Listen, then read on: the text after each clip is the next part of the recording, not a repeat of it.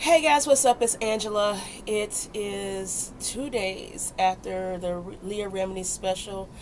Um, wow. Just wow. And in the words of Cliff, I can't remember his last name, he was on the show, he said, and you know this being ex-Jehovah's Witness, things don't come to light unless Jehovah wants it to, and I know in the eyes of Jehovah's Witnesses right now, of those who did decide to watch it, I am excited because Jehovah wants this to light. Let's say it that way. Let's say it that way. God wants this to light if you still follow Jehovah's Witness. I'm Angela Emery. I am an ex-Jehovah's Witness, or as I like to call it, I reclaimed my life. I was a pioneer. I was a Jehovah's Witness for at least 20 years, raised, born into the organization, and also just here recently just began to start speaking up and speaking out and wanting to help others get their mindset, and get that witness culture just out. Oh my goodness. Over the past 3 to 4 months, over the past 2 years, I've been literally myself, just watching myself and saying, wow, that's still a old witness tactic, or oh, I still believe that's still an old witness trait. And just not really knowing that my day-to-day life and day-to-day things and just everything and just that programming is still in my head and it won't come out. Like, really, oh my goodness. Watching oh my goodness, I was sick that day and I forgot, and I'm so happy that I was sick because I was able to watch the whole show twice. Watching Leah Remini special on Jehovah's Witnesses was awesome, was just great, and I'm so happy I was able to do that. I have a few things I want to thank the participants for being there. They all of you did a great job, an excellent job. You brought forth the message that what people need to hear, and you really did a great job in saying things that just are in a way that if you're not part of the organization or part of the X crowd, you might not get. And you said it in such a way that I think all other people can get that we're not part of the organization. So I definitely am going to show this to people that you're close to, especially I'm showing this to my boyfriend right now, who is my rock, because there's a lot of things he looks at me like, that was weird. And I'm like, yeah, but you might not get that because, can you just help me? You know what I'm saying? Like, there's certain things that people just don't get. The ladies on this were just superb, and there are like 3 different things that really stood out to me that I want to go through today, that just brought me to tears, brought me to anger, but also brought me to motivation into doing what I'm doing now and starting my nonprofit, or starting the nonprofit organization, which is the Exodus group, to helping people just get out, or just be a support group to people getting out. Because I remember when I was trying to come out, yeah, I got disfellowship for having sex before marriage, and yes, that was great, but really, like, I remember just being scared because now I'm alone, and I just want to get the people's heads that are inside or outside or wherever your state is in your transition, that you are not alone, and God has not forsaken you because you left that organization. God's in everything. God is not just the only thing in that organization, and that I will tell you. So anyway, going back to the show, Sharon mentioned something. Sharon Rowland, she mentioned that,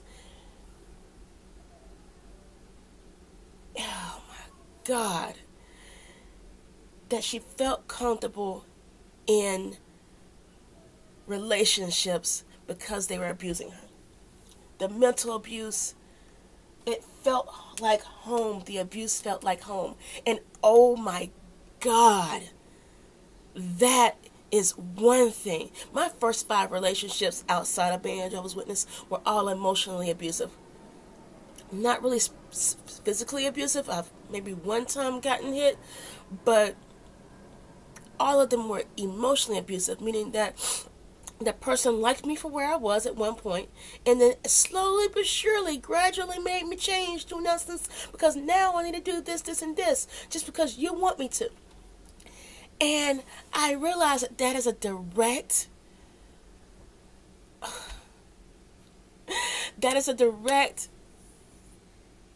influence of the congregation, of the organization, excuse me. Because you're never good enough. You're always trying to be better. You're always trying to do something better. You're always trying to be better, do better, and please someone else. And you're always looking to be submissive. We're taught as women to be so submissive, and I didn't realize until my current relationship now at how submissive I was programmed to be. Devon won't let me be submissive. He will literally almost make me speak my point, which I have a point, of course I have one. I have a mouth and I want to talk about it and whatever, but oh my goodness, Devon will not let me just sit back and just whatever. He is adamant. What do you want to do? Or what do you want to go? How do you see this? And sometimes he takes my point, but a lot of times, no, most times he does take my point, and he will say when I'm right too. Yay! What did she say? She said it felt like home. It felt like home. It felt like she deserved it. And that's the programming that I think we all carry to a certain extent, subconsciously, that we don't know. That we've been so conditioned to accept this that now when we don't have it, we're still looking for it. I know I am. And it's such a big, huge mind fuck when you realize that you don't have to have someone mentally and physically and spiritually and emotionally put you down in order for you to feel something, because it isn't love. We were taught that was love, but it's something that's not love. The second thing that I got is that we are some giving people, man. We are some giving people. And I mean that in the most loving way. It's funny because a lot of us will say, well, this is my story, this is my story. And so I can't remember if it's a proverb or it's a saying that says basically, once you put everybody else's stuff and bullshit together, most times we'll all take that stuff back out. Pick up our own bag because what that other person probably went through was more worse. When Sandra and I can't remember her. I don't know how to spell her first name. Moriah. Please forgive me for saying that wrong. The mother and daughter on the show. You guys were just great, and for Sandra to give up her daughter for her to live out of Armageddon was just. That's what my mom says about me. She gave me up. She stayed in the truth so that I could live my life. Or that's what she says. I don't know, but she can anyway. But Sandra gave her daughter, and my point is that we give and we give and we give and we give and we give and we give to God, and it's never enough. And for some of us, there's got to be a line somewhere. And death is not that line. I forgot about that at Wake magazine that literally celebrates kids who gave their lives for Jehovah for not having their blood transfusion. Like I literally just started crying off of that because I forgot about that Wake magazine. But I actually remember seeing my dad telling me, you must do this to be that, for God to love you. Basically, you must die. And I'm like, that doesn't make sense in God's love. Okay. The point about, I think in just watching this witness culture thing, the witness culture is what really surprises me and what really just makes me angry. Maybe not even angry, but it shocks me. Because Even the governing body member that says we need plumbers and electricians. We don't need doctors and lawyers. We don't need those. I told my boyfriend that yesterday. And he goes, wait, they actually expect you. I said, yeah, they want us to be doctors and no, they want us to be plumbers, electricians.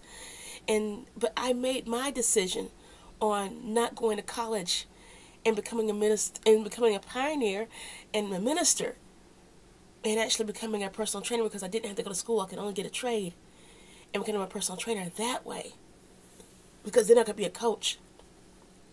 I made that life decision because of what I was being taught in the organization. Now, trust me, I do love what I do. I love it. I enjoy it, and it's great. That's not the issue. But I wanted to be a coroner. I wanted to go to medical school and, like, operate on dead bodies. Like, really, that's seriously what I want to do. And you can laugh about that. I don't care. I still love the medical field. Like, I seriously did. But I literally did not go to college, to medical school, because the world was going to come to an end.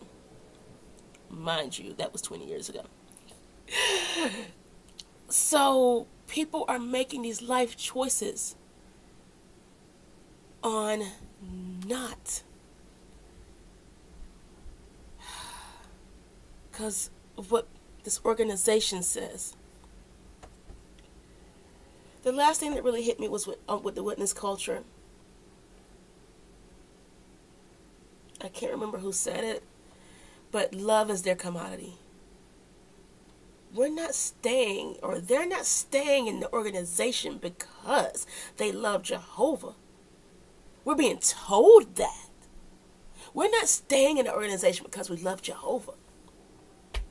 You're only staying in a love organization because you want to talk to your family and you want to keep talking to your friends, and it's really just a huge peer pressure machine. That's it. That's it. It's only just a huge peer pressure machine. I remember being in there and like, okay, I can't wear this because sister so-and-so said this skirt was too short, or brother so-and-so said he didn't like the way that I fit this dress or whatever. I couldn't wear makeup because my dad didn't want anybody else in the congregation thinking that I was whatever. I couldn't shave my legs. Now, who the hell is looking at my legs being shaved? I don't know. But anyway, couldn't shave my leg. Goodness. The be and do better. I still have this mentality now. The be, do better, always got to do better. There's always better. There's always better. But when you do better, it's to the glory of God, not to you. And that was my thing. That's one of the things that kind of woke me up. Because I was always at fault. I'm always to blame. And I always felt blame. And I still do feel some blame on occasion. I always was to blame. So if I was wrong, it's my fault. But if I did something good, it's God. And yes, I do believe that God's light shines in me, great and cool. But I did do this with God's light. That wasn't just God. So if I'm always feeling the blame, the hardship, the emotional toll, oh my goodness, the emotional burden that you feel because you're always to blame and you're never good enough. That's what got me out. Because finally I was just like, you know what, if I'm never good enough and the wages of sin is death, then I might as well just go ahead and deuces, have sex before marriage and enjoy myself. So basically that's what I did. But awesome show. Great show. I hope we do it again. There is one point that I definitely want to drive home and I want your help with. Family, Exodus family, what have you. Those who are in watching this. I do think there's something that we need to do as ex-members. I've started with my part. I want to start a non-profit to help those who are trying to come out, to be that support, especially with the LGBTQ kids or adults that might need help in a transition, young adults, families who also are trying to get out but just need that 1 or 2 months of support or what have you. I also want to help out and just be there for sisters and brothers or all of us who still have that witness culture and that witness programming in our heads, because sometimes it's just not going to come out, but it does help to be a good reminder that, you know what, you're not alone, you're not the only one, you're you're not weird. my friends love me, but oh my God, do they think I'm weird. But those who know me get me, and they're like, you know what, that's just Angela, let her be. I think that we need to group up and be together. So inbox me, DM me, let me know what we can do or how you can help.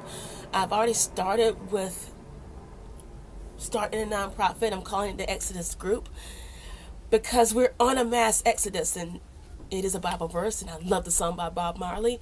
But whether you believe in God or don't, or what have you, this is not a religious group. This is just a support group, us supporting each other and getting together and being there for those who are suicidal or at the end of the wit's end. Because I know in my own case, whether I wasn't really suicidal, but God, did I feel alone. I felt alone. And it wasn't until this past couple of years that I got on Instagram, I got on YouTube, I got on Facebook, and really got into those support groups online.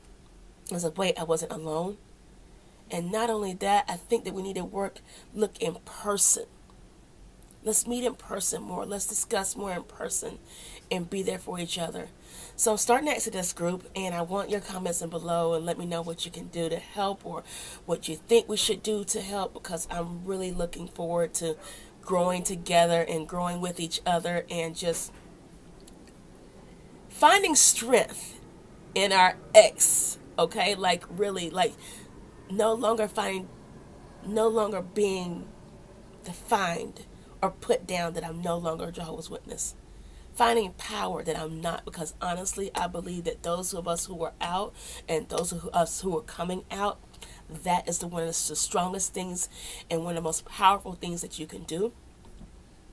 And by doing that, you stand up for yourself, you stand up for love for yourself, and you're so much more powerful because you think for yourself. I am Angela Emery. You are stronger than you think. I apologize for my voice. A cold is leaving me. You're stronger than you think. I can't wait to hear from you. Please hit like, comment below, share, text, whatever. DM me. The group is called the Exodus Group. The YouTube page is the JW Exodus Group. And the Reddit, I think it's at JW Exodus on Reddit. So just contact me below, or you hit me up at radiatenaturally.com. Either way, I look forward to hearing from you. I will talk to you soon. You're stronger than you think.